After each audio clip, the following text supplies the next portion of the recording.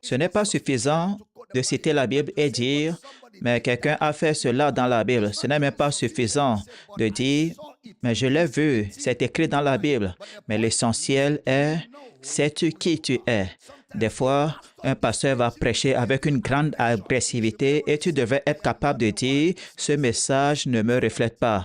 Ce message-là ne reflète pas qui je suis, car je sais qui je suis. Je ne peux pas être Jézabel. Je sais qui je suis. Je ne peux pas être Jabès. Je sais qui je suis.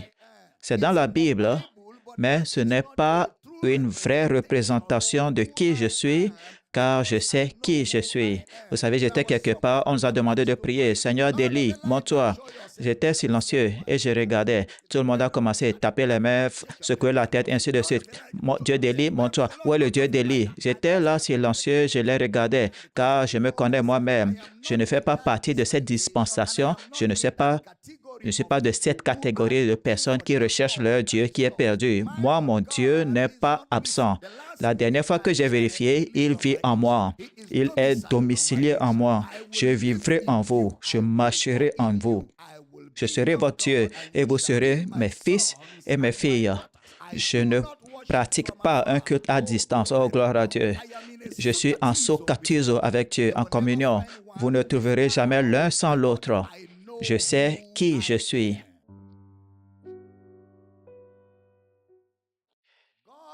Dieu a puni Jésus pour les péchés du monde entier. Jean 1, 29. Voici l'agneau de Dieu qui ôte le péché du monde.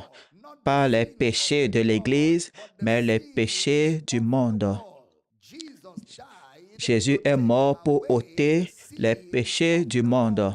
Alors, Dieu, par la mort de Jésus, ne tient pas le pécheur responsable de ses péchés, car il a tenu Jésus responsable des péchés du monde entier.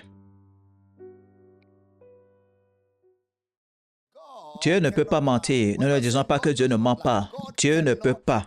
Même s'il voulait mentir, il n'a pas la constitution qui lui permette de mentir. Dieu ne veut pas faire le mal. Que nul ne dise, lorsqu'il est tenté, c'est Dieu qui me tente. Car Dieu ne peut être tenté par le mal. Dieu ne le peut pas. Il n'est pas dit que Dieu ne le faisait pas. Il n'est pas dit que Dieu ne le fera pas. Mais Dieu ne le peut pas. Je suis l'Éternel, je ne change pas. Dieu ne peut pas changer. Jésus le même hier, aujourd'hui et éternellement. Dieu ne peut pas changer. Dieu ne trouve pas à redire. La Bible dit si quelqu'un manque de sagesse, qu'il la demande à Dieu, qui donne à tous généreusement et sans reproche. Le mot reproche veut dire que Dieu ne trouve pas de faute. Et il n'y a pas de ténèbres en Dieu.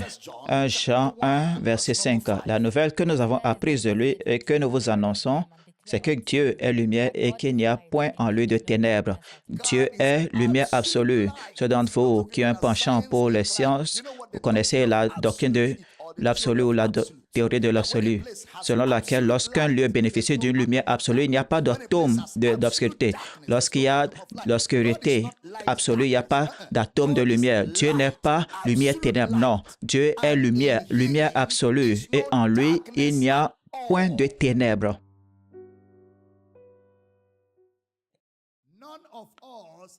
Aucun de nous n'est partenaire d'alliance. L'alliance est entre Jésus et le Père. C'est nous qui avions l'alliance. Mais le croyant est bénéficiaire de l'œuvre de Jésus. Alors, nous ne devons jamais être conscients de nos alliances. Nous n'avons aucune obligation, car nous ne sommes tenus à rien. Nous sommes donc devenus les fruits de l'alliance entre Jésus et le Père. C'est comme si deux personnes s'unissaient et avaient un enfant. Cet enfant est le fruit de l'union de ces deux parties.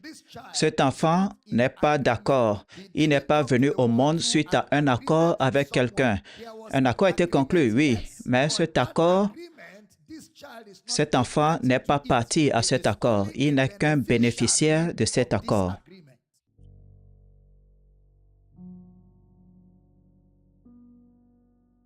Si Jésus est un homme et Jésus a autorité en tant qu'homme, il peut choisir d'obéir et il peut choisir de désobéir. La première chose que nous voyons au sujet d'Adam, c'est qu'il est une créature de domination. Numéro 2, c'est une créature d'autorité. Numéro 3, c'est une créature de choix. Numéro 4, il n'est pas une créature qui exerce sa souveraineté. Si Jésus est un Adam, une créature de domination, et il est un homme, il peut choisir d'obéir et il peut choisir de désobéir. C'est pourquoi le livre de Romains dit, il s'est livré comme rançon. Il s'est livré comme rançon. Ça veut dire, c'est un choix. Il a choisi de mourir. Cela vous montre qu'il était humain. Il n'est pas mort automatiquement. Même pour vous montrer qu'il était humain, à Gethsemane, il a dit, Père, je ne veux pas de cette coupe. Je ne veux même pas de cette mort. Mais pas comme ce que je veux. Alors, il avait la volonté de dire non à la mort, mais il s'est soumis par choix pour mourir. Est-ce qu'on enseigne ici? Il a soumis sa volonté pour mourir par choix. Oh Père, nous te louons. Alléluia. Au nom de Jésus. Père, nous nous réjouissons d'avoir cette nouvelle occasion d'apprendre, de grandir, d'être équipés pour marcher dans la lumière, accomplir ton dessein, servir ta volonté et par-dessus tout, réaliser ton mandat sur la terre. Alors que ta parole sort avec clarté, ton peuple est bâti, équipé, édifié et Jésus est glorifié. Merci pour la prière exaucée. Au nom de Jésus, nous prions et chaque croyant dit un puissant Amen. Dis un puissant Amen. Levez la main droite au ciel, relâchons notre foi ensemble alors que nous disons ces mots. Je suis né de Dieu. Je suis né de la parole. La parole de Dieu est ma nature. Je ne peine pas à mettre en pratique la parole. Je mets en pratique la parole naturellement. Alors aujourd'hui, je comprendrai la parole de sa grâce. Je serai édifié. À la fin de ce culte, je ne serai plus le même. Plus jamais le même. Au nom de Jésus, et chaque croyant dit un puissant Amen. Gloire. Sommes-nous enthousiastes de communier ce matin? Pouvons-nous célébrer notre communion en poussant des cris et des célébrations? Gloire! Allez vers 3, 4, 5 personnes, serrez la main à quelqu'un, faites une accolade à quelqu'un et dites-lui, tu seras béni parce que je suis venu. Tu seras béni parce que je suis venu. Gloire, gloire, gloire, gloire. Aimez quelqu'un, saluez quelqu'un. En ligne, saluez-vous dans les campus, saluez-vous, oh gloire à Dieu. Je suis dans la joie quand on me dit, allons dans la maison de l'Éternel. Gloire à l'agneau. Alléluia. Prenez votre écriture, votre Bible, veuillez vous asseoir avec votre intelligence ce matin. Entrons dans la parole de Dieu. Gloire à Dieu. La mission est possible. Est-ce que quelqu'un peut crier cela 3 fois? La mission est possible. 2 fois, la mission est possible. Une fois de plus, la mission est possible. Alors, nous avons commencé à voir ceci après Homecoming et nous avons commencé à voir notre mission dans la révélation de Jésus-Christ. Et dans le fait de suivre le plan de Dieu, son dessein sur la terre, nous avons commencé à dire que le croyant doit reconnaître qu'il y a une œuvre en cours de Dieu sur la terre. Il est vrai que nous sommes des défenseurs très fervents de l'œuvre accomplie, car en ce qui concerne le salut, la vie éternelle, l'éternité avec Dieu, Jésus a accompli l'œuvre. Il a payé le prix, mais nous vivons sur une terre où Dieu veut bâtir une famille. Et il y a des gens sur cette terre qui ne sont pas encore sauvés. Il y a des gens sur cette terre qui n'ont pas encore entendu l'Évangile. Il y a même des gens dans les églises qui ne connaissent pas Jésus, mais ils connaissent les affaires, ils connaissent les acquisitions de compétences. Ils savent comment arriver là-bas, comment virer son patron, comment épouser une bonne femme, mais ils ne connaissent pas Jésus, car leur Église ne met pas l'accent sur Jésus. Alors, nous avons un monde immense à atteindre avec l'Évangile. Et Dieu ne fait rien sur terre sans un allié humain. Dieu doit trouver un homme avec qui il puisse accomplir son plan sur la terre, car les cieux sont les cieux de l'Éternel et il a donné la terre au Fils de l'homme. Alors, l'homme est l'occupant légal de la terre et Dieu n'est pas un homme. Alors, pour que Dieu puisse agir sur terre, il lui faut un partenaire dans un homme. C'est pourquoi nous avons établi que l'homme est la méthode ou l'instrument de Dieu sur la terre. Dieu ne fera rien sur terre sans un homme. il doit avoir un homme disponible pour collaborer avec Dieu, pour accomplir son dessein sur terre. C'est là que vous devenez très important dans l'œuvre continue de Christ. Bien sûr, il y a une œuvre accomplie, mais il y a une œuvre en cours. L'œuvre en cours de Christ inclut la prière. Jésus n'a pas prié toutes les prières. Nous sommes censés prier. Les hommes doivent toujours prier. Prier. Faites toutes sortes de prières et de supplications. Car la prière de l'homme est le moyen légal par lequel Dieu peut intervenir dans les affaires de la terre. Encore, la prière est le moyen que Dieu a donné à l'homme par lequel Dieu peut s'associer avec l'homme, utilisant l'autorité de l'homme pour intervenir dans les affaires de la terre. Alors, la prière est l'œuvre en cours de Jésus-Christ sur la terre. Donner l'argent. C'est aussi un autre moyen de l'œuvre en cours. J'aimerais qu'il existe un moyen de prêcher l'Évangile sans argent, mais c'est impossible de prêcher et atteindre le monde sans argent, car tout ce que vous faites va vous coûter de l'argent. Nous sommes en direct à la radio en ce moment et ça fait combien d'années qu'on est à l'antenne en direct, chérie? Ça fait avant le confinement, n'est-ce pas? Avant le confinement, j'étais en direct sur 7, 8, 9 stations de radio pendant le confinement, n'est-ce pas? Et même après le confinement, n'est-ce pas? Bien avant le confinement, nous étions présents sur de nombreuses stations de radio, plusieurs en une seule journée, pas à Quaibom. À Quaibom, ça fait 9 stations de radio en une journée, chaque jour pendant 2 heures. Pendant le confinement, même après le confinement, on a continué pendant 4-5 ans. Ensuite, nous avons réduit le nombre de stations de radio et conservé les principales. Et nous y sommes encore aujourd'hui. Et nous sommes sur plusieurs chaînes de télé à travers le monde. Si vous savez combien de millions nous payons chaque mois pour diffuser l'Évangile à des millions de familles partout dans le monde, et vous savez, ce n'est pas seulement le Nigeria, dans l'Afrique de l'Ouest, toute l'Afrique du Sud, toute l'Afrique de l'Est, toute l'Afrique du Nord. Ils nous regardent en ce moment alors que je prêche dans les Amériques, en Europe. Vous savez, en Asie, nous sommes sur les stations de radio, de télé, et des millions regardent, et cela coûte des millions pour diffuser l'Évangile. Alors, comme faisant partie de l'œuvre en cours de Dieu sur terre pour amener l'Évangile aux extrémités de la terre, il faut donner. Et c'est pourquoi nous enseignons le don. Aussi, il y a l'évangélisation. Nous devons sortir, atteindre notre communauté immédiate. Évangéliser une personne à la fois. Il y a aussi le disciple-là. Nous devons discipliner ou former des disciples. Ça fait partie de l'œuvre en cours de Dieu sur la terre. Alors, Dieu doit avoir un allié en une personne avec laquelle il marchera. Dieu ne peut pas juste descendre sur terre. Vous savez, c'est pourquoi quand Dieu voulait sauver l'homme du péché, Dieu voulait utiliser un homme. Aucun homme n'était disposé à être utilisé. Alors, la Bible dit, son bras a apporté le salut, c'est-à-dire Dieu est devenu un homme.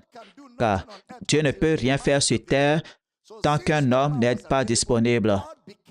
Puisque personne n'était disponible, Dieu est devenu un homme et en tant qu'homme, il a coopéré avec son plan pour mourir et sauver l'homme. Car Dieu ne peut rien faire jusqu'à ce qu'un homme ne soit disponible, jusqu'à ce qu'un homme ne soit disposé. Alors, quand vous refusez d'être utilisé par Dieu, vous frustrez le plan de Dieu. Lorsque vous refusez d'être utilisé par Dieu, vous entravez son œuvre sur la terre. Dieu doit trouver un homme. C'est pourquoi il y a une récompense pour tous les hommes qui vont se rendre disponibles pour coopérer avec Dieu dans l'accomplissement de son plan. Il y a une récompense que Jésus promet à tous les hommes qui vont œuvrer avec son plan. Vous savez, parce que quand cette vie sera terminée, c'est seulement ce que vous avez fait pour Dieu qui restera. Tout ce que vous ferez sur terre et qui n'est pas lié au gain des âmes, l'évangélisation et bâtir les hommes, cela finira dans ce monde. Tout ce que le monde vous donne, le monde le récupérera. La seule chose que le monde ne peut pas récupérer, c'est ce que vous faites pour l'éternité. Il est important de noter cela. La vie est courte, l'éternité est éternelle. La vie sur terre est courte, l'éternité est pour toujours. Alors, amassez-vous donc des trésors dans les cieux en coopérant avec le plan de Dieu pour accomplir son mandat sur la face de la terre. Alors, l'œuvre en cours de Dieu sur la terre, et une fois qu'un homme croit à l'Évangile, il est sauvé. Maintenant que vous êtes sauvé, Dieu commence à vous aider à grandir par le ministère d'enseignement du Saint-Esprit dans les hommes et les femmes qui ont grandi. Le salut est donc un appel de Dieu, mais avec le salut vient l'appel au ministère. Quand vous naissez de nouveau et vous commencez à grandir spirituellement, le ministère est un fruit de cette croissance spirituelle. Le ministère n'est pas une question de vision et rêve, être sur une montagne et entendre des grondements de tonnerre. Non, le ministère est un fruit de la croissance spirituelle. C'est pourquoi Dieu veut que tous les hommes soient sauvés et qu'ils parviennent à la connaissance de la vérité. Chaque enfant de Dieu est appelé à faire le ministère. Et ce ministère ne va pas se manifester avant que l'homme n'ait atteint la maturité. La croissance spirituelle est celle qui produit le ministère chez les croyants. Alors, si vous voyez un enfant de Dieu à l'Église qui ne s'engage pas dans le ministère, il est victime de malnutrition spirituelle ou d'un manque de croissance. Car une fois que vous commencez à grandir spirituellement, vous ressentirez une soif d'exercer les dons de Dieu. Il y aura cette soif en vous d'agir pour le royaume. Si vous allez dans une famille et que les enfants sont très calmes, ces enfants sont très malades. Toute maison où vous allez et il y a des enfants, ils sont calmes, ces enfants-là, ils ne sont pas normaux, ils ne vont pas bien. Si vous allez dans une maison bien propre où les enfants sont en bonne santé, ils foutent un peu de désordre dans la maison. Ils mettent les sièges à l'endroit et ils mettent les chaussures sur la table. Ils vont démonter la télé. La télécommande sera absente parce que ces enfants sont en bonne santé. Ils sont très en bonne santé. Peu importe la discipline que vous adoptez pour les éduquer, il y aura des traces d'enfants partout dans la maison. Est-ce que je communique? Alors, quand vous venez à la famille de Dieu et les fils et ses filles sont en bonne santé, vous en verrez les symptômes. Vous les verrez imposer les mains aux gens. Vous les verrez chasser les démons. Vous les verrez former des disciples. Il y aura des activités. L'activité est un signe de bonne santé chez les membres de la famille. Alors, un enfant de Dieu qui est né de nouveau et ne présente aucune anomalie dans son activité n'est soit pas en bonne santé, soit il souffre d'une difformité spirituelle, car les enfants difformes ne peuvent pas jouer normalement. Alors, quand vous êtes spirituellement déformé par un mauvais enseignement ou par l'absence d'enseignement, alors il y a une difformité. C'est pourquoi on dira l'enfant a 5 ans, il ne peut pas marcher. L'enfant a 10 ans, mais il ne peut pas manger de lui-même. Ça, c'est une difformité. Quand quelqu'un est à l'église et pendant qu'il devrait être enseignant, il est encore en train d'apprendre, il y a une difformité, il y a une malnutrition chez les adultes. Ils souffrent de kwashiorkor, pas parce que la nourriture n'est pas disponible, mais parce qu'il a refusé de mâcher et de digérer cette nourriture. Mais quand les gens grandissent spirituellement, ils seront animés pour servir dans le ministère. C'est pourquoi l'essence du rôle du pasteur dans l'Église est d'équiper les fidèles en vue de l'œuvre du ministère. Tout ce que nous faisons ici, c'est vous amener à faire le ministère, équiper les saints. Alors l'équipement est délibéré. Cela vise un but précis. L'enseignement vise un but précis. Les prières visent un but précis. Même le salut a une fin, l'œuvre du ministère, afin que le corps de Christ soit édifié. J'enseigne bien ici ce matin. Maintenant, cela nous amène rapidement à 2 Corinthiens, chapitre 4, verset 7, où le frère Paul a commencé à enseigner l'Église à Corinthe. Il dit, nous avons ces trésors dans des vases terrestres. Le trésor de Dieu se trouve dans les hommes. Le trésor de Dieu se trouve dans les hommes. Nous avons ce trésor dans des vases de terre, afin que cette grande puissance soit attribuée à Dieu et non pas à nous. Chaque enfant de Dieu porte un trésor. Chaque enfant de Dieu. Il n'y a pas d'enfant de Dieu déficient. Nous ne sommes pas suffisants de nous-mêmes pour penser quoi que ce soit de nous-mêmes, mais notre suffisance vient de Dieu. Chaque enfant de Dieu est pleinement suffisant par Dieu. Chaque enfant de Dieu, 2 Corinthiens 3, 5. Chaque enfant de Dieu est suffisant par Dieu. Celui qui nous a fait de nous des ministres. Chaque enfant de Dieu est un ministre capable du Nouveau Testament, pas de la lettre, mais de l'esprit, car la lettre tue, mais l'esprit vivifie. Maintenant, quand il dit trésor dans le contexte de 2 Corinthiens, il fait référence à la puissance de Dieu. Le croyant n'a pas un problème de puissance, car la puissance qui a ressuscité Christ d'entre les morts demeure dans le croyant.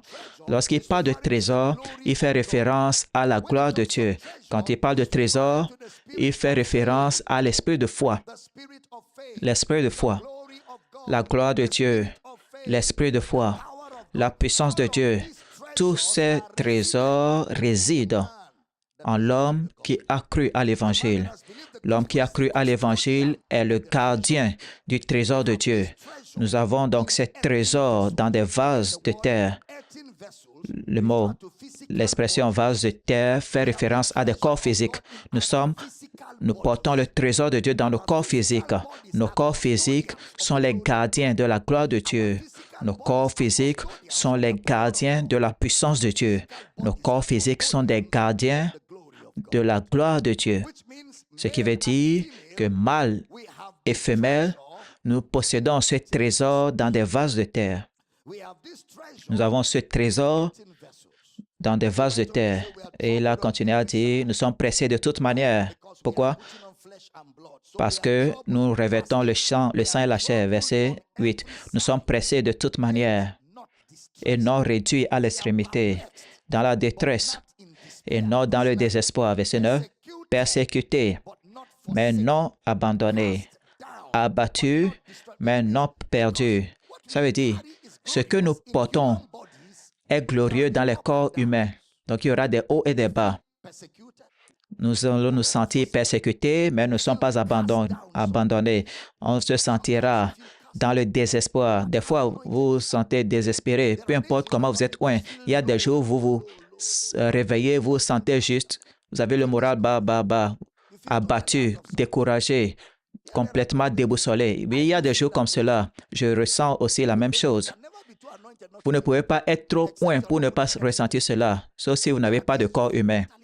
Il y a des jours où vous vous sentez totalement découragé. Vous regardez, vous ne savez même pas ce que l'avenir réserve.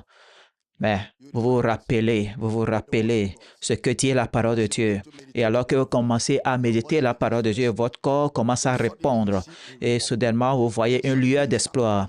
Et vous levez, vous prenez courage, vous proclamez la parole de Dieu. Ces sentiments disparaissent. Oh oui, viennent et partent. Il arrive parfois qu'on se retrouve dans des situations où on a l'impression que toute vie a disparu, qu'on ne peut pas voir demain. Il y a des jours comme ça, des moments comme ça. Pourquoi? C'est pour vous rappeler que le trésor se trouve dans des vases de terre. Il arrive que des choses vous arrivent, vous vous sentez abattu, comme si jamais vous n'allez vous relever. Et vous vous souvenez de la parole de Dieu. Et le Saint-Esprit commence à apporter le réconfort de sa présence. Et vous ressentez l'encouragement de Dieu. Il y a des jours, vous ne voulez même pas voir demain. Vous voulez juste partir, c'est fini, je ne veux plus de ça. Mais le Saint-Esprit vous rappelle, nous avons du travail à accomplir, nous avons du travail à faire. Et vous regardez autour de vous et vous vous enflammez encore. Oh, il y a ces moments, sauf si vous n'avez pas de corps et de sang. C'est pourquoi Paul nous rappelle, nous possédons ces trésors dans des vases de terre. Au cas où vous ne savez pas ce qu'il veut dire par vase de terre, il dit, nous sommes pressés de toute manière, mais non réduits à l'extrémité, dans la détresse, mais non dans le désespoir, persécutés, mais non abandonnés, abattus, mais non perdus. J'enseigne bien.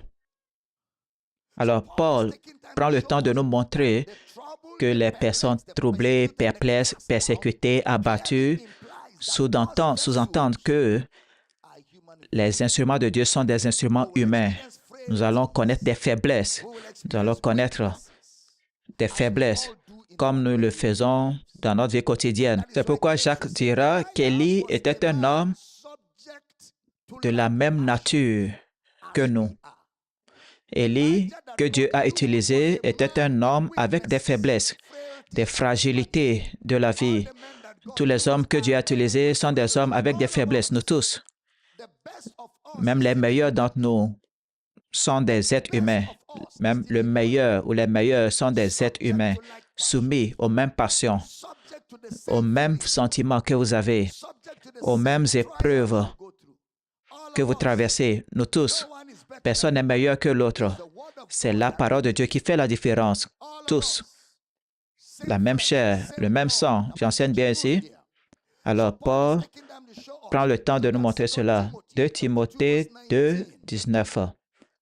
Néanmoins, le solide fondement de Dieu reste debout avec ses paroles qui lui servent de sceau. Le Seigneur connaît ceux qui lui appartiennent et quiconque prononce le nom du Seigneur qui s'éloigne de l'iniquité. Maintenant, l'iniquité dans ce contexte, c'est la fausse doctrine, les mauvais enseignements. Ça, c'est l'iniquité dont Paul parle ici. Verset 20. Dans une grande maison, il n'y a pas seulement des vases d'or et d'argent, mais il y en a aussi de bois et de terre. Les uns sont des vases d'honneur et les autres sont d'un usage vil. Alors, en tant qu'enfant de Dieu, vous allez déterminer quel genre de vase vous voulez être. Le trésor se trouve dans des vases de terre. Maintenant, c'est à vous de déterminer si vous êtes un vase d'honneur ou un vase de déshonneur. Un vase d'honneur, c'est celui-là qui a grandi pour découvrir la paix de Dieu, le dessein de Dieu, et il sert cet appel et ce dessein pour sa génération. C'est ça le vase d'honneur. Un vase d'usage vil, c'est celui qui est dans la maison et il n'est utile à personne, pas même à lui-même. Le choix vous revient. Certains pour l'honneur et d'autres pour un usage vil. Verset 21. Si donc quelqu'un se conserve pur, ce n'est pas Dieu qui va vous garder pur.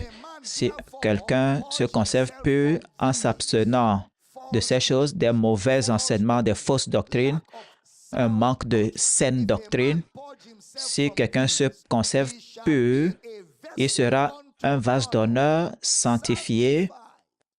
Le mot utile, c'est qualifié. Dans l'anglais, ils ont utilisé le mot mythe.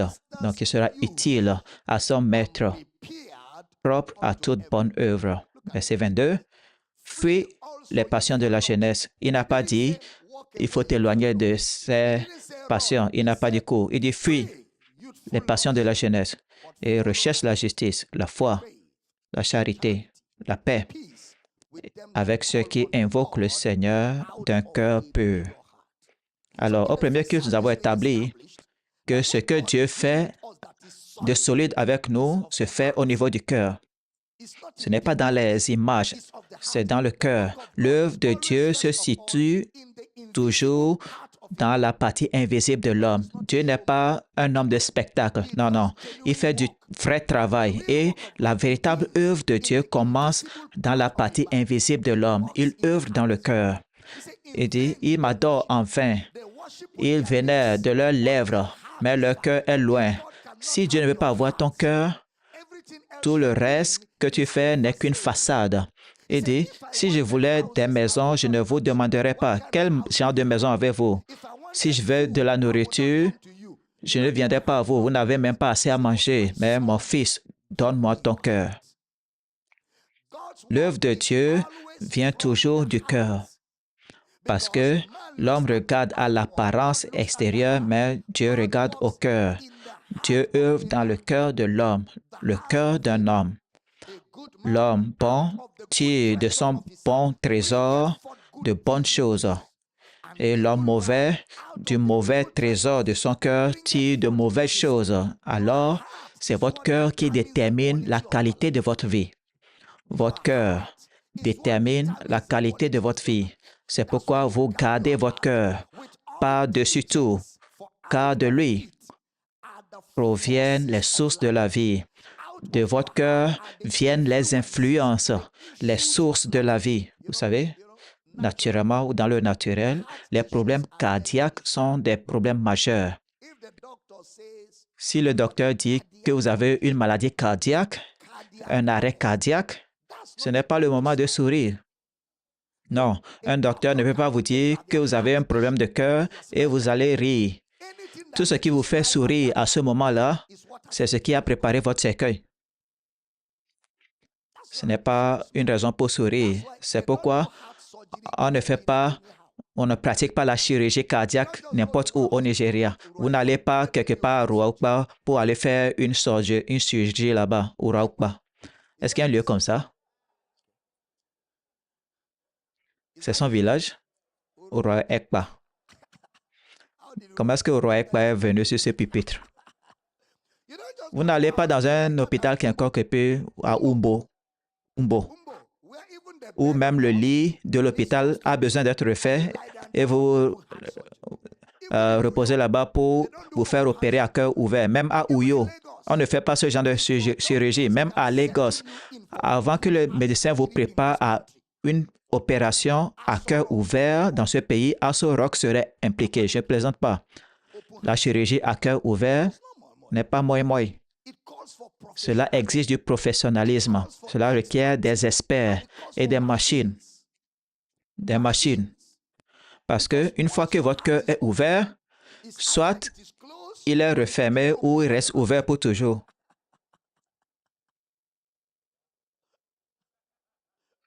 Même à l'étranger, ce n'est pas dans tous les hôpitaux qu'on fait une chirurgie à cœur ouvert parce que le cœur, c'est l'homme, c'est l'essentiel, c'est la vie, dans le naturel.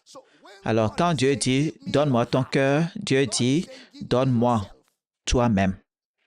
Parce que le cœur de l'homme est son noyau, son cardia, le cœur de cet homme. C'est le centre et c'est là où Dieu agit. Dieu n'agit pas sur les branches. Il œuvre dans le cœur car c'est le cœur qui alimente les branches. Alors le ministère est donc fonction du cœur. Si Dieu ne peut pas faire confiance à ton cœur, il ne peut pas t'accorder sa grâce. C'est un problème de cœur. Alors si quelqu'un se conserve pur de ces choses, il sera un vase d'honneur utile à son maître. Au premier que nous avons commencé à voir le leadership, nous avons dit que le leadership dans le royaume n'est pas une question d'influence. Le leadership a une influence, mais avant tout, le leadership, c'est être un exemple. Être un exemple. Lorsque nous disons que vous êtes un leader dans le royaume, ce que nous disons, c'est que vous êtes un modèle à suivre. Vous êtes un modèle que tout le monde devrait admirer et imiter. C'est ça le leadership. 1 Timothée 4, 12. Prêtez attention. 1 Timothée 4, verset 12. J'enseigne bien ici ce matin. Que personne ne méprise ta jeunesse. Paul dit à Timothée, qui est pasteur de pasteurs, mais soit un modèle pour les fidèles, en parole, en conduite, en charité, en foi, en pureté. Sois un exemple pour les fidèles. Le mot tupos dans le grec, modèle, ça veut dire être un exemple. Sois quelqu'un que les gens peuvent imiter. Sois un exemple à suivre. 2 Thessaloniciens 3, 7 à 9, là où nous étions arrêtés. Vous savez vous-même comment il faut nous imiter. Alors, un leader, c'est quelqu'un qui est suivi. Lorsque nous parlons de leader, on ne parle pas de moi, votre pasteur. Vous tous, vous êtes leaders, vous tous à part City, parce que vous êtes impliqués dans l'évangélisation, dans la formation des disciples, dans la formation des hommes. Quand vous prêchez, vous formez des gens, c'est que vous êtes leader. Vous êtes leader. Donc, vous devez être un exemple. Paul dit alors, vous savez vous-même comment il faut nous imiter, car nous ne nous sommes pas livrés à l'oisiveté parmi vous. Verset 8. Nous n'avons mangé gratuitement le pain de personne, mais dans le travail et dans la peine, nous avons été jour et nuit à l'œuvre pour n'être à charge à personne. Ce que Paul dit ici, c'est que parce que nous voulons être des exemples, même si nous pouvons vous demander un salaire pour notre travail pastoral, nous avons refusé d'être rémunérés par vous. Nous avons cherché d'autres moyens de subsistance afin de vous montrer l'exemple. C'est ce que Paul veut dire. Nous avons refusé de vous faire porter nos responsabilités naturelles. Nous avons travaillé dans les industries, nous avons cherché du travail, certains d'entre nous sont dans les affaires pour être des exemples. Et vous pouvez avoir un emploi et être ministre de l'Évangile. Vous pouvez avoir des sources de revenus et servir Dieu. Comme ça, nous serons vos exemples. Comme ça, vous n'allez pas dire, papa ne comprend pas. Vous savez, papa prend du salaire de nous. Si papa était dans le monde des affaires, il n'allait pas nous demander de prier le matin, le soir, venir au cul de mi-semaine, aller à l'évangélisation. C'est parce qu'il ne comprend pas. Tu ne peux pas me dire ça parce que moi, je comprends mieux que tu le penses. Je fais les affaires comme tu le fais. Je gagne de l'argent comme toi. Oui. et je contribue à cette église comme toi aussi tu le fais. Je finance les émissions de radio comme certains d'entre vous le font, même si d'autres ne le font pas, il y en a qui le font. Je finance les diffusions à la télé à partir de mes revenus personnels. Je gagne ma vie. Donc, je peux vous dire, écoutez, on doit faire ceci et je suis un exemple. Je ne vous attends pas. Pourquoi? Je ne veux pas être à votre charge ou une charge pour vous. Pourquoi? Pour être un exemple. C'est pourquoi nos coordinateurs, tous, aucun coordinateur de campus ne sera là sans être un exemple. Tous sont des entrepreneurs, des professionnels, ils ont leur propre source de revenus. Aucun coordinateur de campus n'est rémunéré. Aucun. Pourquoi? Nous voulons être un exemple. Comme ça, vous tous dans cette maison, même si vous avez un emploi, vous avez des affaires, vous êtes des professionnels, vous nous voyez comme des exemples. Et comme ça, vous verrez que vous aussi pouvez faire le ministère. Vous êtes médecin, vous pouvez être pasteur de campus. Il y a des médecins qui sont pasteurs de campus. Vous êtes avocat, vous pouvez être pasteur de campus. Vous êtes juge, vous pouvez être pasteur de campus. Peu importe votre métier. Pourquoi? Parce que vous nous avez pour exemple. Vous n'avez donc pas d'excuses pour ne pas exercer le ministère. Vous n'avez pas d'excuses pour ne pas servir Dieu. Vous n'avez pas d'excuses pour ne pas être un exemple en matière de ministère. J'enseigne bien ici ce matin. Alors, c'est quoi le leadership? Approfondissons cela. Qu'est-ce que le leadership? Le leadership, c'est être un exemple. Nous ne pouvons pas dire leadership par exemple. Dans le royaume, c'est faux. Nous n'avons pas le leadership par exemple. Ça n'existe pas. Dans le monde séculier, on peut l'entendre, mais pas dans le royaume. Dans le royaume, le leadership, c'est l'exemple.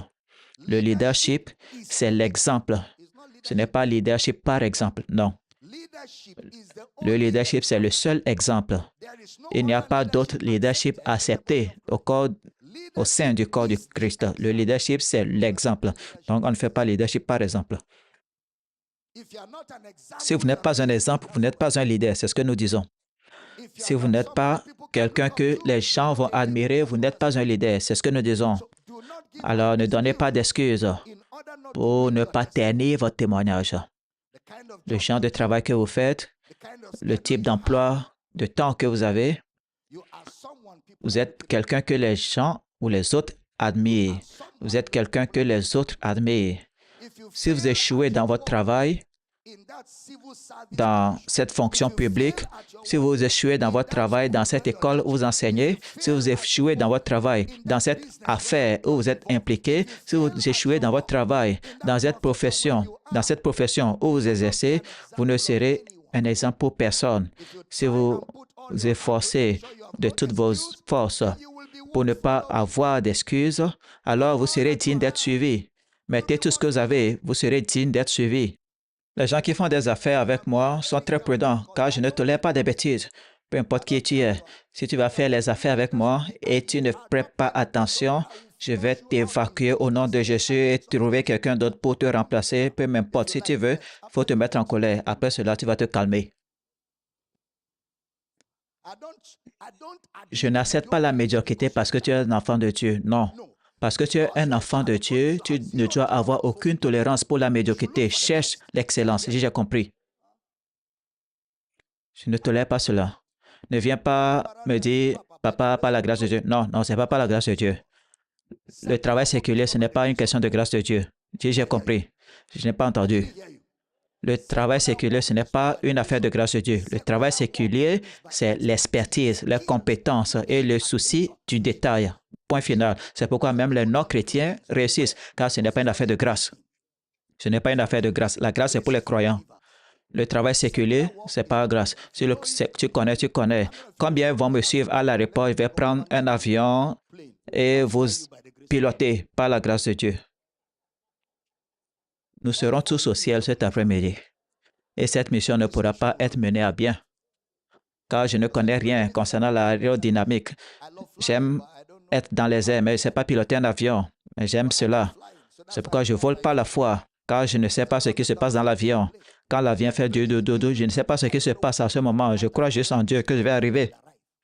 Je ne peux pas expliquer, car je ne suis pas un expert. C'est pourquoi quand j'étais dans cet avion qui s'écrasait au Ghana, je ne savais pas ce qui se passait. Je ne savais pas. J'ai juste tourné les yeux, j'ai regardé le hublot. C'est quoi ces choses-là? Les masques à oxygène. Tombés tous. J'ai vu un masque devant moi et j'ai regardé le hublot. Je me suis vu près du ciel. C'est comme si j'allais retenir les nuages. Et je les ai vus précipiter les gens qui avaient besoin d'être animés parce qu'ils s'effondraient et on mettait les masques sur eux. Moi, j'étais là, je ne savais même pas ce qui se passait. En ce qui me concernait, tout allait bien, on voyageait bien. Le pilote était silencieux, l'avion se comportait comme s'il n'y avait pas de pilote. Bah, bah, bah, bah, bah. Quand j'essayais de comprendre ce qui se passait, je n'arrivais pas à comprendre. Je croyais juste à Jésus. Après un moment, le pilote a dit, Mesdames et Messieurs, la situation est critique à bord de cet avion. On essaie de vous ramener à Accra. J'ai dit, d'accord, on n'a qu'à rentrer. Je ne plaisante pas. Jusqu'à l'atterrissage, je n'ai pas compris ce qui se passait. Alors, j'ai demandé à des gens dans l'avion, qu'est-ce qui s'est vraiment passé? On dit, comment tu peux poser ce genre de questions? J'ai dit, je ne savais pas ce qui se passait. Ils ont dit, tu n'as pas entendu Gbo? Non, je n'ai pas entendu Gbo. Tu n'as pas vu de fumée dans l'avion? Non, je n'ai pas vu de fumée.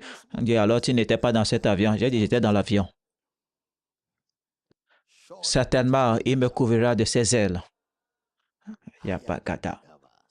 J'étais trop en sécurité en Christ dans cet avion. Et à l'atterrissage, les gens disent, je ne vais plus voler. Moi, j'étais là, j'ai dit, moi, je vais partir aujourd'hui. Ils ont dit, cet homme-là même. On a amené notre avion. Rapidement, je suis monté à bord, assis. J'ai appelé les gosses. Assurez-vous que Ibom Air à Uyo ne parte pas avant mon arrivée parce que je suis encore en route.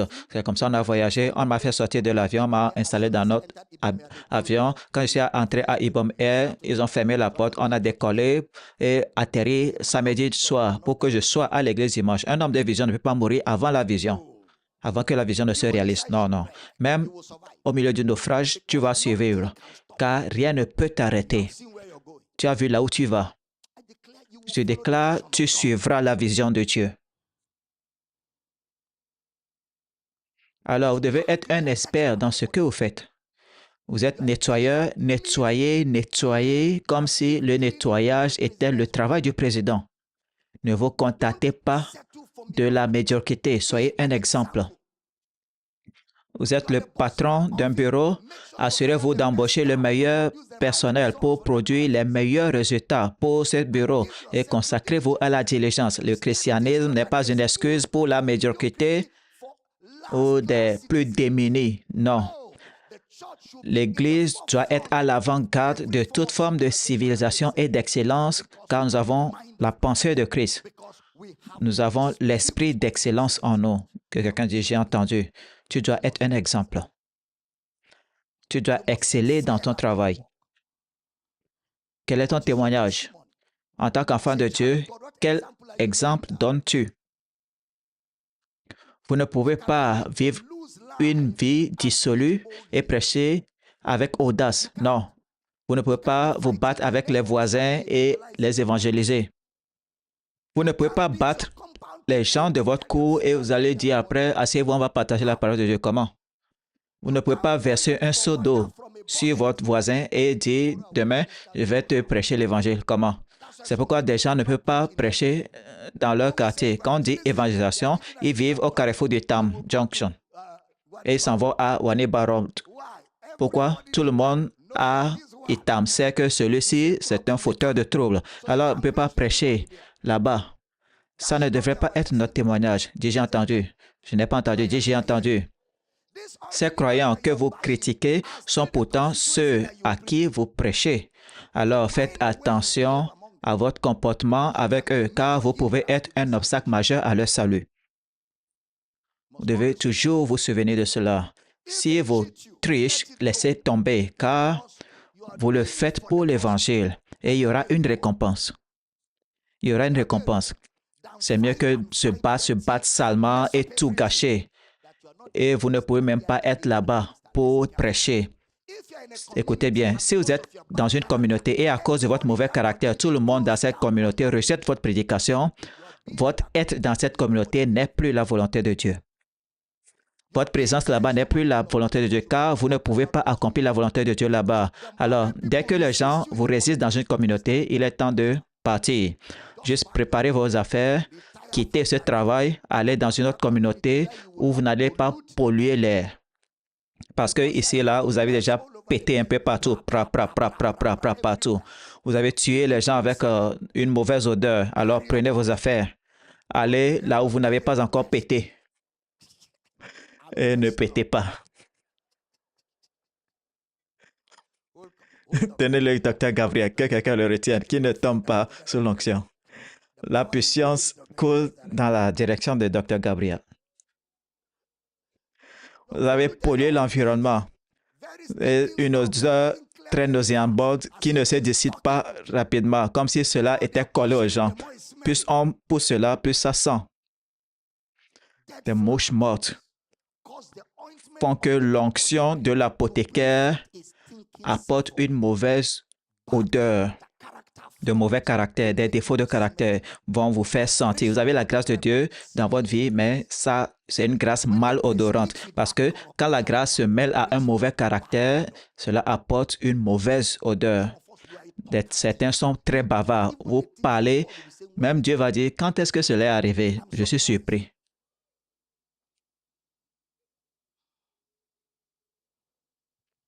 Votre bouche, c'est comme un tuyau percé. Ça coule seulement sans cesse. Mais la Bible dit d'être prompt à écouter et lent à parler. Mais pour toi, là, tu es prompt à parler et lent à écouter. Tu as perverti la parole de Dieu. J'enseigne bien? Pourquoi vous me regardez tous comme ça? Une femme dans cette église a perdu son mariage à cause des bavardages. Un frère qui travaillait avec le gouverneur en ces jours-là, était un personnage important du gouvernement, est venu lui dire qu'il voulait l'épouser. Ils ont commencé à se fréquenter, ils ont dit à maman et moi, on a commencé à les conseiller en vue du mariage. Et l'homme a découvert que tout ce qu'il lui confiait en privé sur ses projets, avant qu'il ne sorte, toutes ses amies en parlaient, y compris le solde de son compte bancaire. Il a dit, Baba, cette fille, elle va m'enterrer avant que je l'épouse. Je ne vais pas épouser ce type. Dis-lui, je suis désolé. Si elle veut, je peux la dédommager pour le peu de temps qu'on a passé ensemble, mais je ne vais pas épouser ce genre de femme. Et jusqu'aujourd'hui, elle n'est pas mariée. Jusqu'aujourd'hui, elle n'est pas mariée. C'est mon mauvais caractère. Partout où elle va, elle pète poids. Elle va quelque part, elle pète poids. Et c'est le genre de paix qui colle à la peau. C'est le type qui ne part pas à temps. Tous ceux qui vont passer après toi vont participer à cela. Ça sent un mauvais caractère. S'il vous plaît, retenez le docteur Gabriel. Just fini? Vous savez, cette semaine, c'est le mariage. Alors, on a commencé. Père, donne-moi un partenaire de vie. Donne-moi un partenaire de vie. Et tu déconnes. Quel frère Dieu déteste-t-il au point de le laisser au milieu de cette oppression?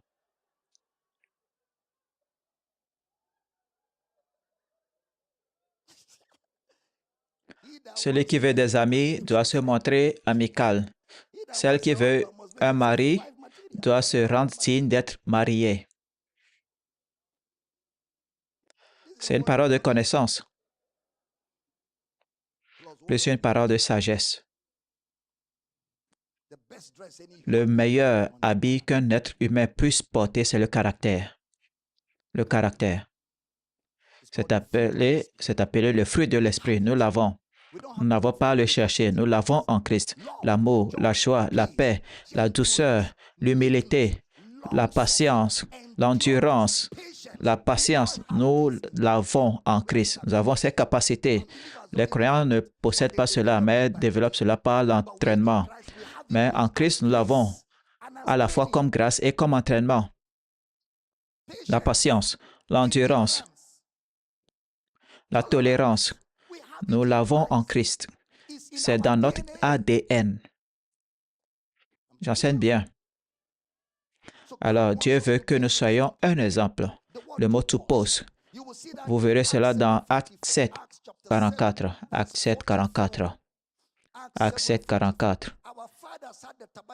Nos pères avaient le tabernacle du témoignage dans le désert et Dieu avait ordonné à Moïse de le reconstruire selon le modèle qu'il avait vu. le construire selon le tupos, selon le modèle. Vous verrez cela dans Exode 25, verset 40, aller à la maison. C'est de là que Étienne citait Exode 25, 40. Ensuite, Hébreux 8, 5. Hébreux 8, 5. Lesquels célèbrent un culte, image et ombre des choses, un tupos et homme des choses célestes, selon que Moïse en fut divinement averti lorsqu'il allait construire le tabernacle. Est-ce soin lui fut-il dit de faire tout d'après le modèle, d'après l'exemple, le tupos qui t'a été montré, sur la montagne. Le leadership dans le royaume, c'est être un exemple. Regardez le modèle qui t'a été montré sur la montagne. Alors, vous devez être quelqu'un que nous pouvons suivre et être sûr de suivre Jésus. Vous devez être un homme ou une femme qu'on peut suivre et être sûr que nous suivons Jésus. Parce que lorsque nous te voyons, tu es l'exemple, tu es le tupos, tu es le modèle. Le modèle avec lequel nous construisons. 1 Thessaloniciens 1, verset 5 à 7. 1 Thessaloniciens 1, 5 à 7. Notre évangile ne vous ayant pas été prêché en parole seulement, mais avec puissance, avec l'Esprit Saint et avec une pleine persuasion, car vous n'ignorez pas que nous nous sommes comportés ou montrés ainsi parmi vous à cause de vous. Nous sommes la façon dont nous sommes parmi vous pour vous. Nous souffrons beaucoup pour vous donner l'exemple. Nous endurons beaucoup de choses pour vous donner l'exemple. Il y a des choses que nous supportons. Nous ne voulons pas les supporter, mais quand nous pensons à vous, nous les supportons pour vous servir d'exemple. Vous aussi devez être des exemples aux autres. Vous aussi devez endurer certaines choses et vous comporter bien et renoncer à certaines choses afin de rester un exemple. Si j'ai compris, oui. Et de la manière dont nous nous sommes comportés parmi vous, pour vous. Nous n'étions pas comme ça pour nous, mais c'était pour vous. Comme ça, nous serons des exemples. Et vous-même, vous avez été mes imitateurs et ceux du Seigneur en recevant la parole au milieu de beaucoup de tribulations avec la joie du Saint-Esprit, en sorte que vous êtes devenus un modèle pour tous les croyants de la Macédoine et de l'Achaïe. Vous devenez un exemple pour les croyants de la Macédoine et de l'Achaïe. Ils étaient des exemples. Ils étaient le modèle. Regardez Romains 6, 17. Prêtez attention. Romains 6, 17. J'enseigne bien. Mais grâce soit rendue à Dieu de ce que, après avoir été esclave du péché, vous avez obéi de tout cœur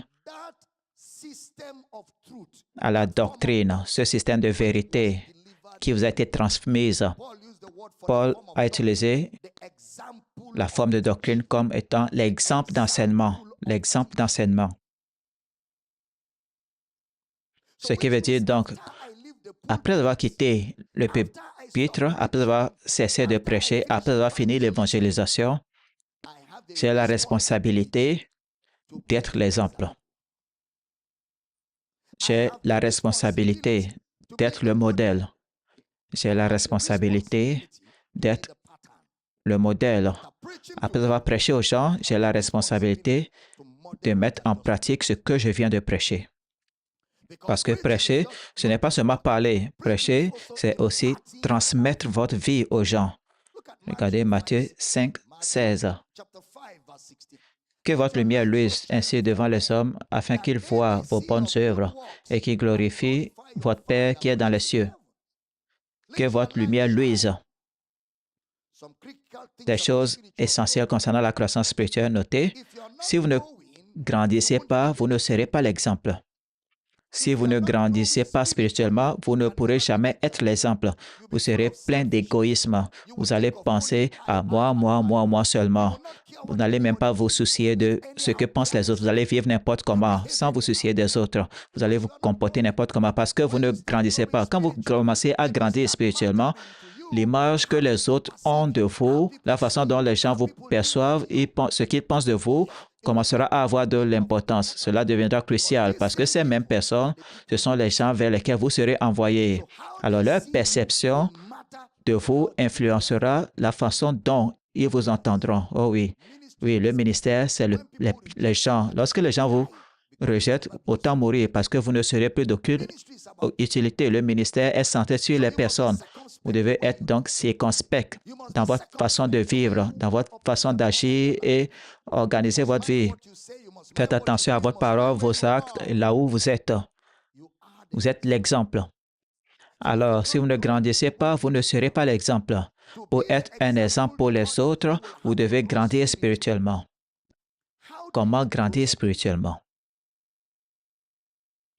La croissance spirituelle commence par la méditation. La croissance spirituelle commence par la méditation. Quelqu'un a dit, la méditation, la façon dont il définit cela, lorsque vous entendez parler d'un grand braquage de banque, les braqueurs ne se contentent pas de repérer une banque et d'y entrer immédiatement. Des fois, ils planifient pendant des semaines. Ils vont obtenir des informations sur la banque. Ou si vous voulez gagner une guerre, vous n'allez pas simplement aller attaquer vos ennemis. Vous allez vous asseoir, vous allez planifier, rassembler toutes les informations possibles à leur sujet. Ensuite, vous allez élaborer une stratégie et définir votre plan d'action. Ensuite, la personne a conclu, c'est ça la méditation. La méditation, c'est s'asseoir, réfléchir, se concentrer et aller encore passer, repasser et examiner la parole de Dieu et son impact sur vous. Lorsque vous méditez la parole, vous ruminez la parole, vous pensez à la parole. Josué 1:8, il dit que ce livre de la loi ne se lance pas de ta bouche, médite le jour et nuit. Ta pensée va rester là-dessus. Ta pensée va rester dessus. Même quand tu fais d'autres choses, en arrière-plan, tu penses à la parole de Dieu. Tu médites la parole de Dieu. Tu te demandes, qu'est-ce que Jésus ferait dans cette situation? Tu es en train de pérouser à travers l'Écriture, dans ta pensée. Voici l'homme dont l'esprit est fixé sur le Seigneur. Et la Bible dit, il gardera un tel homme dans une paix parfaite. Tu le gardes dans une paix parfaite, car sa pensée est sur toi. Et quand ta pensée est sur lui, c'est que tu lui fais confiance. Tu médites la parole de Dieu. Psaume 1:1-3. Heureux l'homme qui ne marche pas selon le conseil des méchants, qui ne s'arrête pas sur la voie des pécheurs et qui ne s'assied pas en compagnie des moqueurs, mais qui trouve son plaisir dans la loi de l'Éternel et qui la médite jour et nuit. Méditer la parole de Dieu est un engagement constant.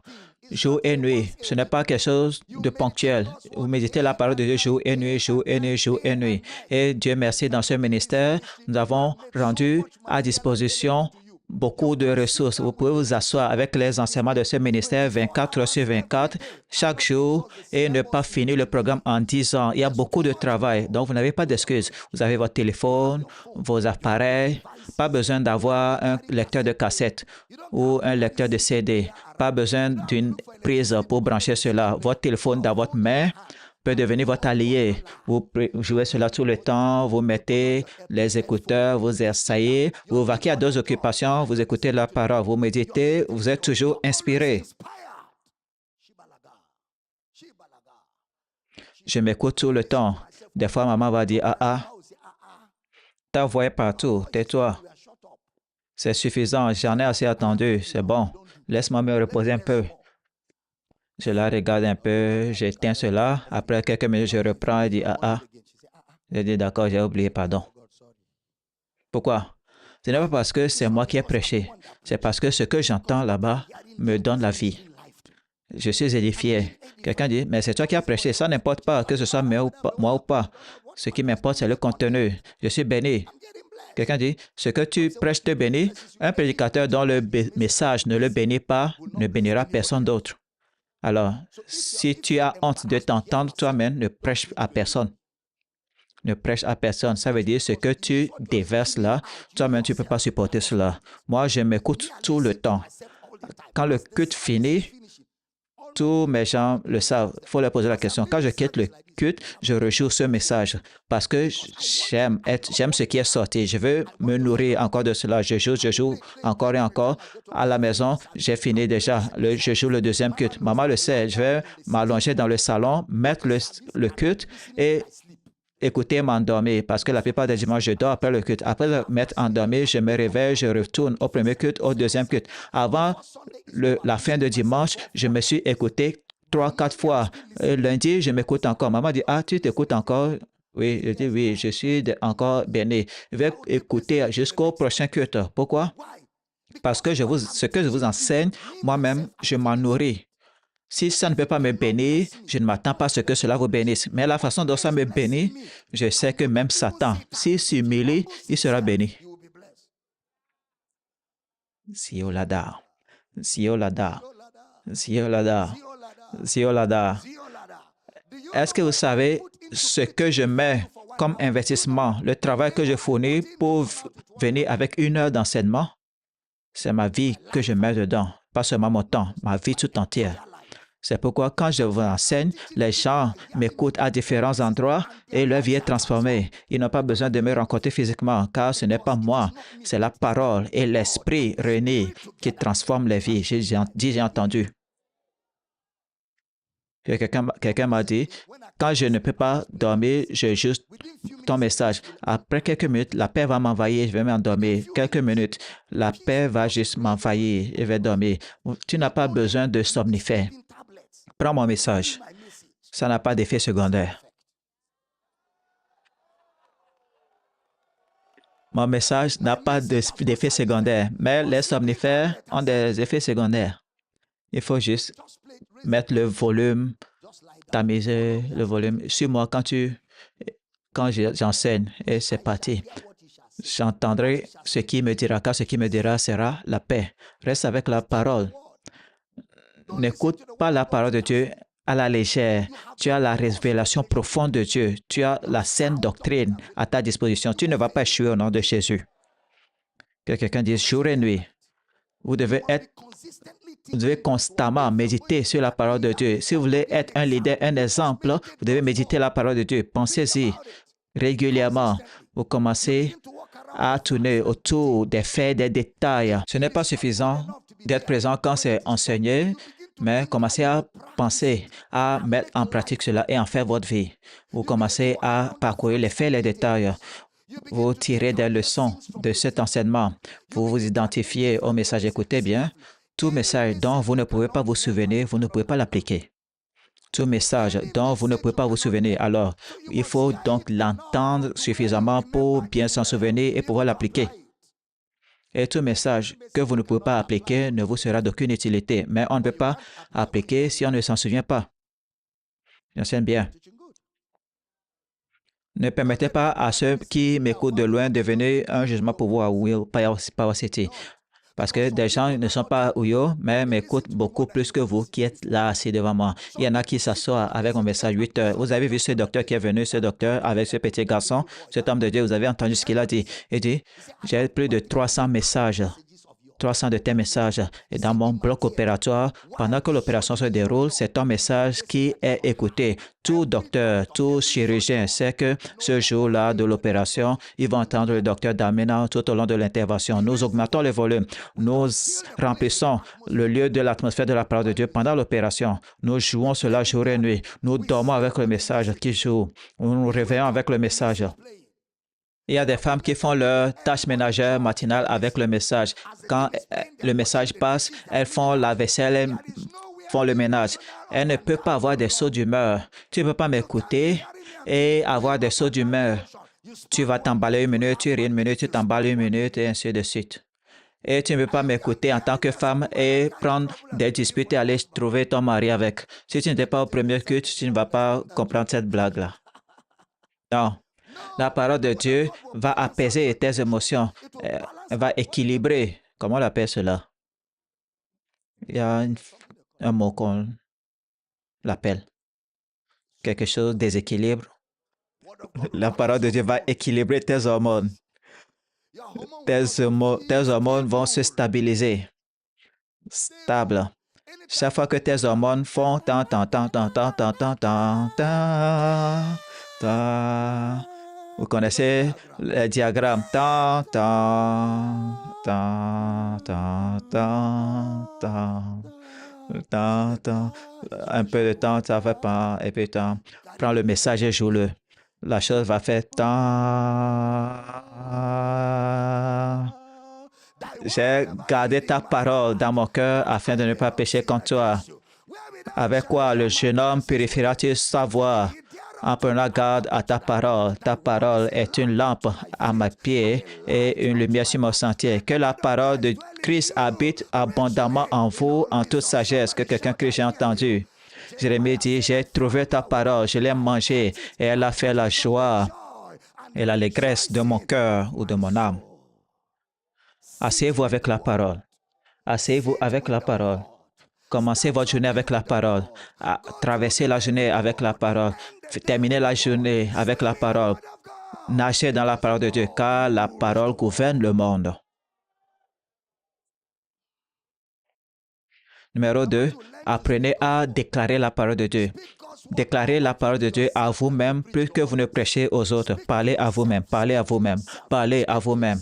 Réveillez-vous et vous déclarez la parole. Prenez la parole et dites-la. Dis à toi-même, je suis une créature merveilleuse, admirable. Dites à toi-même, je suis en Christ, je me trouve en lui, pas avec ma propre justice. Vous déclarez la parole de Dieu. Vous bâtissez votre très sainte foi, déclarez la parole, priez dans le Saint-Esprit. Et vous allez voir la victoire dans tous les domaines. Vous allez triompher de toutes les épreuves de la vie. Vous serez du côté des vainqueurs. D'accord? Qu'avez-vous à perdre? À être avec la parole de Dieu et à voir la joie en permanence. Qu'est-ce que vous avez à perdre? Rien. Mais vous perdez tout en étant sans la parole de Dieu et le monde est en train de vous assaillir de tous côtés. Découragement, point. Découragement, point. Dépression, point. Échec, point. Mauvaise nouvelle, point. Tout vous abat. Fuyez ces choses. Restez avec la parole de Dieu et commencez à tout terrasser. Car la parole vous fait gagner. La parole vous met au-dessus. La parole fait de vous un champion sur les circonstances. Je sens que je presse bien ici. Quand Satan confrontait Jésus, quelle était la réponse de Jésus? Il est écrit, l'homme ne vivra pas de pain seulement. Il est écrit. Pourquoi? Car Jésus était resté dans la parole toute sa vie. Il est la parole, mais il est resté dans la parole. Il est dans la parole, il est la parole, mais il la lisait continuellement. Il lisait toujours. Il lisait toujours. Il lisait toujours. Colossiens 3, 16, 17. Colossiens 3, 16, 17. Que la parole de Christ habite parmi vous abondamment. Instruisez-vous et exhortez-vous les uns les autres en toute sagesse par des psaumes, des hymnes, des cantiques spirituels, chantant à Dieu dans vos cœurs sous l'inspiration de la grâce. Et quoi que vous fassiez en parole ou en œuvre, faites tout au nom du Seigneur Jésus, en rendant par lui des actions de grâce à Dieu le Père. Alors parlez à vous-même constamment, avec persévérance, déclarez la parole de Dieu à vous-même. Numéro 3, maintenant, mettez cela en pratique. Lorsque vous la déclarez, efforcez-vous de la mettre en pratique. Priez à ce sujet, priez sur la parole. La croissance spirituelle et les choses spirituelles sont des choses fondamentales, elles ne sont pas compliquées, elles sont fondamentales. La croissance spirituelle, les choses spirituelles sont fondamentales. Vous méditez la parole, vous déclarez la parole, vous priez dessus et vous agissez là-dessus. C'est fondamental. Vous déclarez la parole, vous priez sur ce que vous avez dit et vous agissez en conséquence. Vous méditez la parole. De la méditation, vous la déclarez. Et lorsque vous la déclarez, vous priez là-dessus. Et après avoir prié dessus, vous agissez là-dessus. C'est basique. Pas de complications là-bas. Pas de complications là-bas. Non. Le docteur dit que tu vas mourir de cancer. Tu as dit cancer? Cancer? Comment est-ce que tu as raté ta voie pour arriver ici? J'étais attrapé. Cancer. La peur ne t'attrape pas. Tu dis cancer. Cancer, je te cherchais. Donc, tu es entré ici par erreur. Je parle la langue. Attends, cancer, attends. Ne sois pas pressé. Attends. Je vais m'occuper de ton cas. Tu ne vas plus entrer dans une autre personne. Peu importe comment tu es arrivé ici. Pas que le docteur va te dire, tu as le cancer, ton cœur va tomber. Boum. Tu vas commencer à transpirer. Tu vas voir des cercueils un peu partout. Des cercueils un peu partout. tu ferais mieux de te préparer parce que tu es en route vers là. La raison pour laquelle le docteur va te dire tu as le cancer et ton cœur va boire, c'est que ton cœur est vide. Si ton cœur était rempli de la parole de Dieu, regarde, si je bois 7 bouteilles de Coca-Cola maintenant, 7 bouteilles, physiquement, je ne peux pas. Donc, on va dire surnaturellement. Je bois 7 bouteilles de Coca-Cola et je suis plein jusqu'à déborder et tu me frappes dans le ventre, qu'est-ce qui va sortir? Ça va sortir de ma bouche, juste sans réfléchir, de mon nez, sans contrôle, parce que je suis plein de Coca-Cola. Quand tu es rempli de la parole de Dieu et la pression de la vie te submerge, ce qui sort, c'est la parole de Dieu. Alors, soyez rempli de la parole de Dieu. Comme ça, quand la vie va vous malmener, ce qui va sortir naturellement de vous, sans réfléchir, c'est la parole de Dieu. Soyez tellement rempli de la parole. Soyez tellement remplis de la parole. Remplissez-vous de la parole. Nourrissez-vous-en. Méditez là-dessus. Réfléchissez dessus. Approfondissez cela. Réfléchissez-y. Savourez. Priez avec cela. Je sens ceci. Apprenez à déclarer la parole de Dieu à vous-même davantage. Ce que vous dites quand vous prêchez aux autres, dites-le à vous-même. Quand vous êtes seul, regardez, vous devez croire d'abord ce que vous prêchez pour vous-même avant de le prêcher aux autres. Ce que vous prêchez doit d'abord vous être bénéfique. Regardez, la parole que je prêche me bénit tout le temps. Je sais que là où vous allez apporter cela dans le monde, ça va bénir les gens. Je suis le premier bénéficiaire de mon message. Je suis le premier parce que je suis l'époux. J'écoute cela, je crois cela, je l'accueille. Et quand je vous prêche cela, ça sort avec puissance parce que la vie est dedans. Vous déclarez la parole de Dieu à vous-même. Ce que vous voulez prêcher aux autres, prêchez-le à vous-même d'abord. Croyez-y suffisamment. Laissez-la commencer à vous être bénéfique. Et comme ça, lorsque vous parlerez aux gens, vous saurez qu'il est impossible que cela ne leur soit pas bénéfique. Vous parlez avec conviction, avec assurance, avec hardiesse. Déjà entendu. Considérez aujourd'hui. On a donné des exemples de frères et sœurs dans l'Église. Il y a des gens qui ne sont des exemples, même dans les Écritures. Pourquoi leurs noms ont été mentionnés? Paul va parler des paraphrases. Paul va parler de différentes personnes dans l'Évangile. Et bien sûr, il va aussi vous dire de vous méfier de Démas. Regardez, surveillez Démas. Mais et paraphrase, il faut le copier. Pourquoi? Parce que ce sont des exemples. Dis exemple. Je ne t'entends pas dire exemple. Des gens qui sont des exemples. Être un exemple veut dire que votre vie est maintenant une théologie. C'est ce que ça veut dire d'être un exemple. Votre vie est maintenant théologie. Votre vie est maintenant théologie. Votre vie est maintenant une représentation de Dieu. Les gens peuvent apprendre Dieu simplement en vous observant. Parce que votre vie est un exemple. Votre vie maintenant fait partie de la doctrine. Imaginez si les choses étaient enseignées sans exemple dans la Bible. Ce sera abstrait. Mais il y a des exemples. Jésus, il a prié toute la nuit.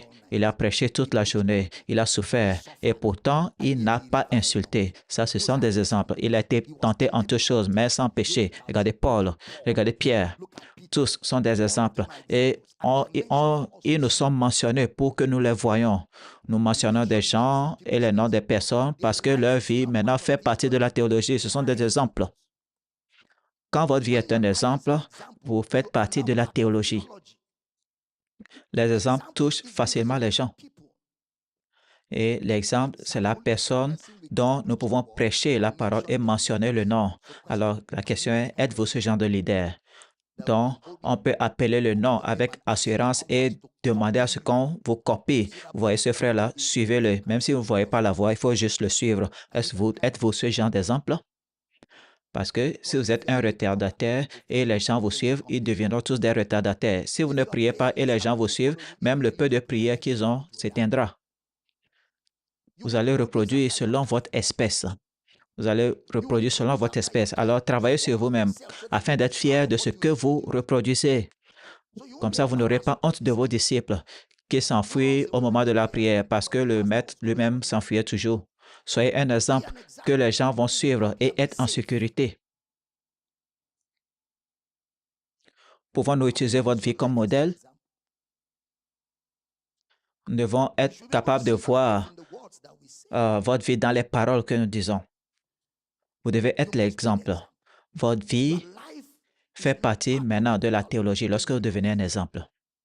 C'est pourquoi, dans la congrégation, le pasteur doit être un exemple de générosité, un exemple d'humilité. Le pasteur doit être un exemple de moralité. Oui, le pasteur doit être un exemple de générosité. Ne demande pas aux gens de donner quand toi-même tu ne donnes pas. Sois le premier à donner. Comme ça, les gens peuvent te copier. Si le pasteur est avare, tout le campus sera beaucoup plus avare. Si le pasteur est généreux, ça va se refléter chez tous les membres du campus. Si le pasteur est humble, les membres du campus seront humbles. Si celui qui est disciple, celui qui forme les disciples est humble, il va former des disciples humbles. Et s'il est arrogant, il va former des disciples arrogants. Si c'est la moralité va régner partout.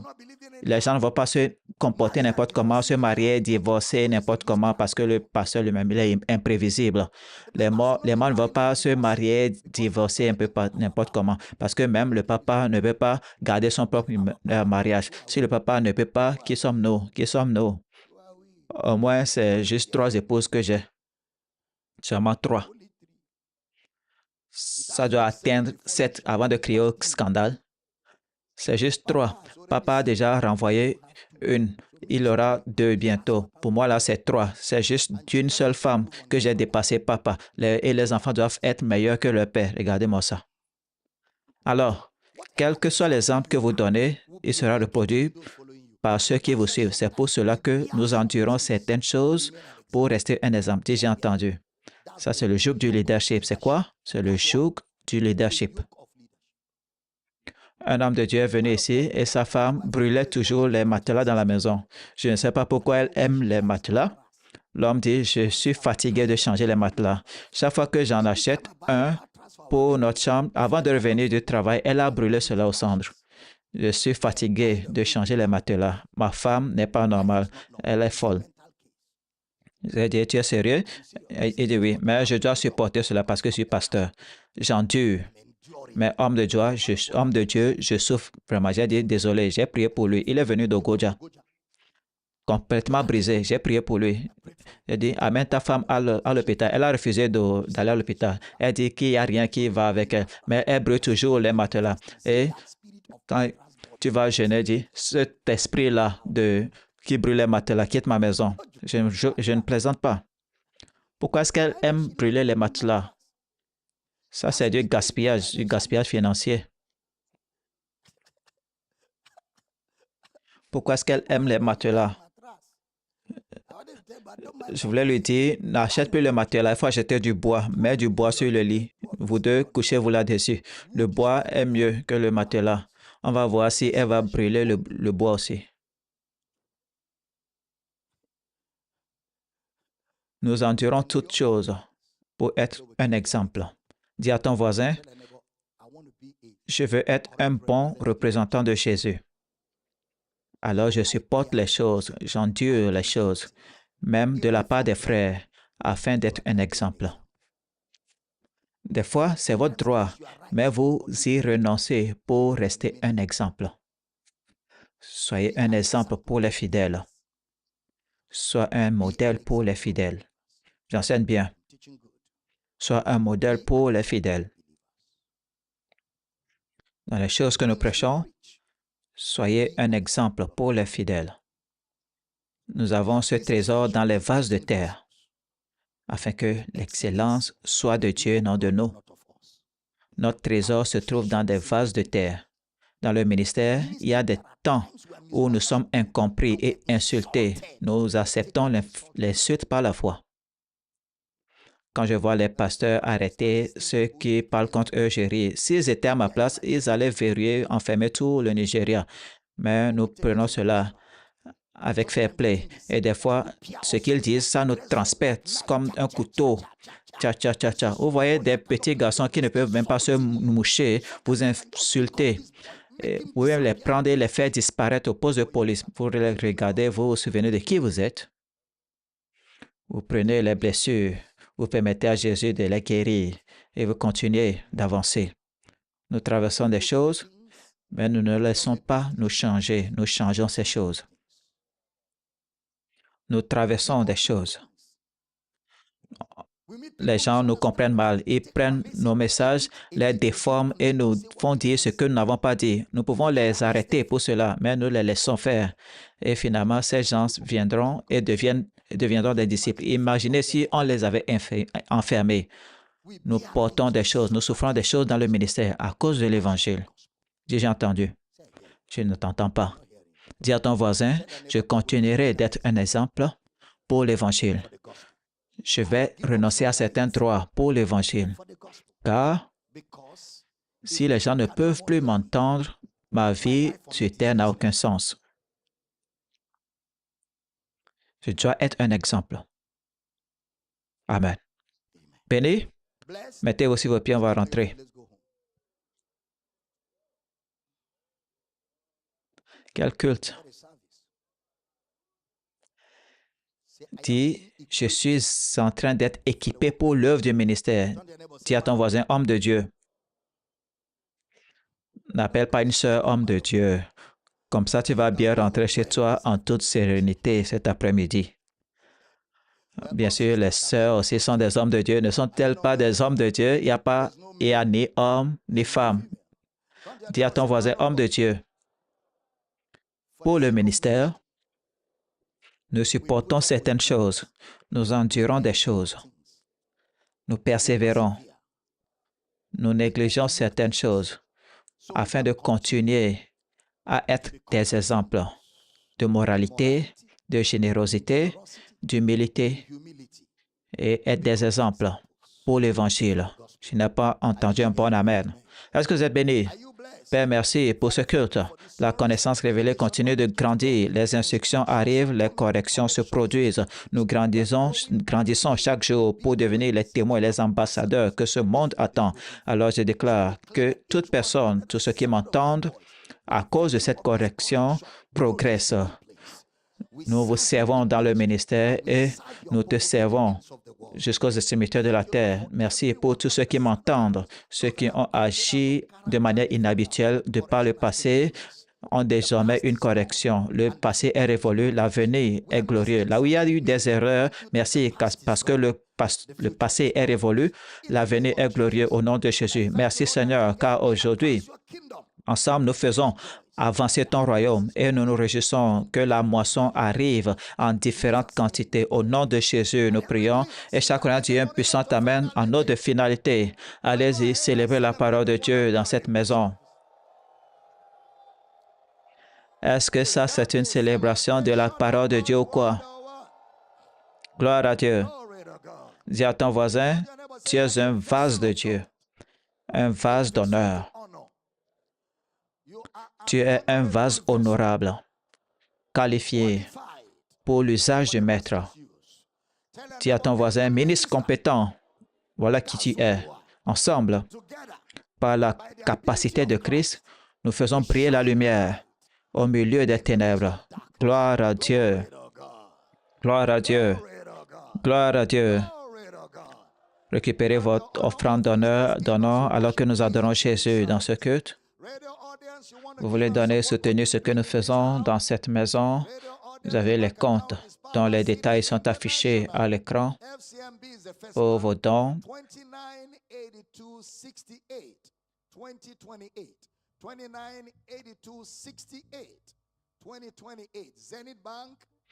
Pour vos dons, vos offrandes, vous pouvez les envoyer à Power City. Je vais prier pour vos offrandes. Vous avez les comptes dont les détails sont affichés à l'écran. Pour vos dons, levez votre offrande. Merci, Père, nous donnons avec foi et joie. Merci pour le privilège de donner. Nous sommes honorés de ce que nos ressources te soient utiles. Nos ressources font avancer ton royaume. Nos ressources font avancer ta cause. Alors que nous donnons aujourd'hui, nous nous réjouissons de ce que beaucoup viendront à la lumière grâce à notre obéissance. Au nom de Jésus, nous prions. Et chaque croyant dit un puissant Amen. Nous espérons que vous avez été bénis et enrichis par cet enseignement. Likez cette vidéo, partagez-la avec tous ceux qui sont autour de vous, commentez, abonnez-vous à cette chaîne et activez la cloche de notification pour ne pas rater nos prochaines mises en ligne. Soyez bénis, Jésus est Seigneur. Amen.